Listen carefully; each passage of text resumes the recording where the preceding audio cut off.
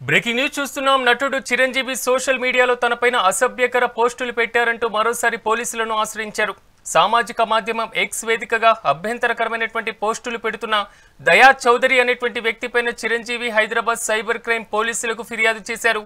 తన పేరు, ఫోటో, వాయిస్ను అనుమతి లేకుండా వాణిజ్య ప్రయోజనాల కోసం ఉపయోగించవద్దని ఇటీవలే ఆయన హైదరాబాద్ సిటీ సివిల్ కోర్టును ఆశ్రయించారు. కోర్టు చిరంజీవికి అనుకూలంగా మధ్యంతర ఉత్తర్వులు జారీ చేసింది. కోర్టు తనకు అనుకూలంగా ఉత్తర్వులు జారీ చేసినప్పటికీ కొంతమంది ఉల్లంఘనకు ఆపకపోవడంతో ఆయన మరోసారి పోలీసులకు ఫిర్యాదు చేశారు.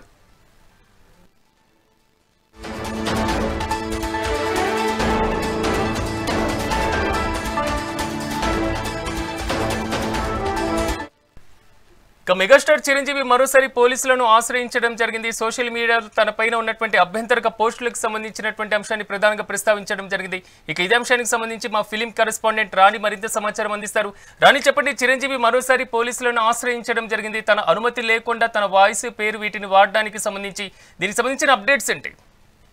యాసిరాజ్, టాలీవుడ్ లో ఇటీవల చాలా మంది సెలబ్రిటీలు మనం చూసుకున్నట్లయితే ఈ మధ్య సోషల్ మీడియా వేదికగా ఎన్నో అభ్యంతరకర పోస్టులని అలాగే ఫేక్ వీడియోస్ కూడా డైలీ ఎదుర్కొంటున్నారనే చెప్పాలి.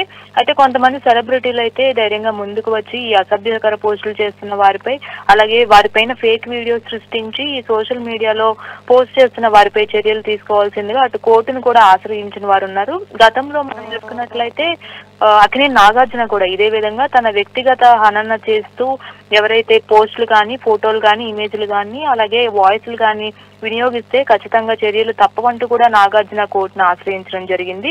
ఆ తర్వాత ఆయన కూడా కోర్టు నుంచి ఒక ఆర్డర్ ను కూడా తెచ్చుకున్నారు. ఎటువంటి కంటెంట్ కూడా ఆయనకి అనుమతి లేకుండా సోషల్ మీడియా కావచ్చు, అటు డిజిటల్ పరంగా కావచ్చు, అలాగే ఇటు ట్విట్టర్ పోస్టుల విధంగా కావచ్చు, ఏ విధంగా కూడా బయటికి రాకూడదు అనే ఆర్డర్ ను కూడా ఆయన తెచ్చుకోవడం జరిగింది. ఆ తర్వాత వెంటనే ఈ ఇన్సిడెంట్ జరిగిన తర్వాత మెగాస్టార్ చిరంజీవి కూడా తనపై తప్పుడు కథనాలు చిత్రీకరిస్తున్న వారిపై కఠిన చర్యలు తీసుకోవాల్సిందిగా అటు ఏఐను ఉపయోగించి ఏవైతే డీప్ ఫేక్ ఫోటోలను కావచ్చు, వీడియోలను కావచ్చు, అలాగే ప్రచారం కోసం యూజ్ చేస్తున్నారు వాటన్నిటికి సంబంధించి సైబర్ క్రైమ్ పోలీసులను కూడా ఆశ్రయించారు. ఒక ఫిర్యాదు కూడా ఆయన ఇవ్వడం జరిగింది.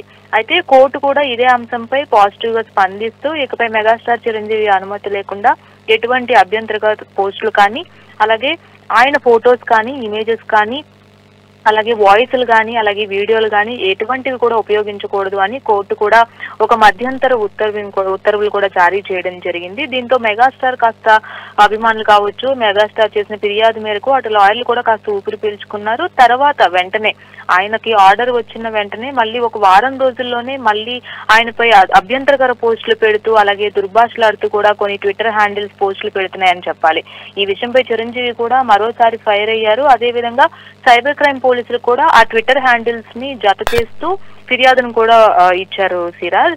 అయితే గతంలో తను చేసిన ఫిర్యాదు అనుకూలంగా సిటీ సివిల్ కోర్టు తీర్పు ఇచ్చిందని కూడా మనకి ఒక లెటర్ ని కూడా ఆయన రిలీజ్ చేయడం జరిగింది. ఇదే లెటర్ ని తీసుకువెళ్లి మన సిపి సజ్జనార్కి కూడా ఆయన అందజేయడం జరిగింది. దాని పట్ల మీరు తీసుకోవాల్సిన చర్యలు కూడా మీ పరంగా తీసుకోండి, మాకు ఎలాంటి అవసరమైనా కానీ మిమ్మల్ని వెంటనే రీచ్ అవుతామని కూడా ఆయన సజ్జనార్ని కలిసి ఆయన నుంచి కూడా కొన్ని అంటే ఏవైతే ఉన్నాయో ఈ పోస్టులకు సంబంధించి ఏ విధంగా ముందుకు వెళ్తే బాగుంటుంది అని కూడా ఆయన సంప్రదించడం జరిగింది.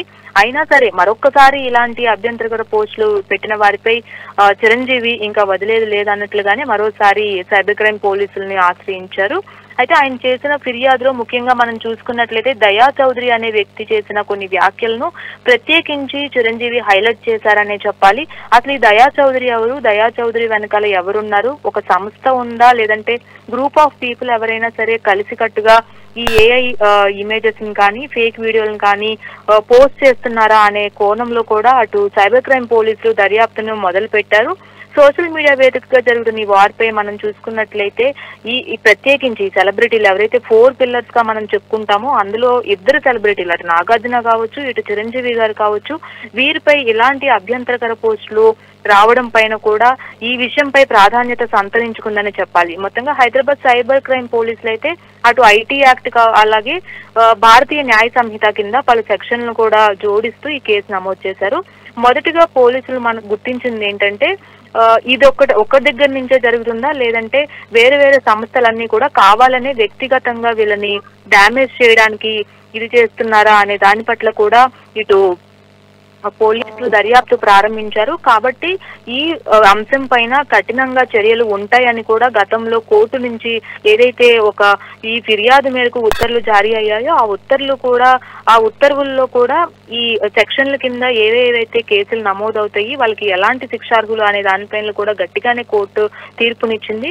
మరి ఇప్పుడు చిరంజీవి చేసిన మరొక్కసారి ఈ ఫిర్యాదు ఏమైందో ఈ సైబర్ క్రైమ్ పోలీసులు ఏ విధంగా తీసుకుంటారు, ఈ విషయం పైన ఎంతవరకు ఈ నిందితుల్ని పట్టుకుంటారు అనే దానిపైన కూడా ఇంకా తెలియాల్సి ఉంది. Siraj. Right Rani, thank you.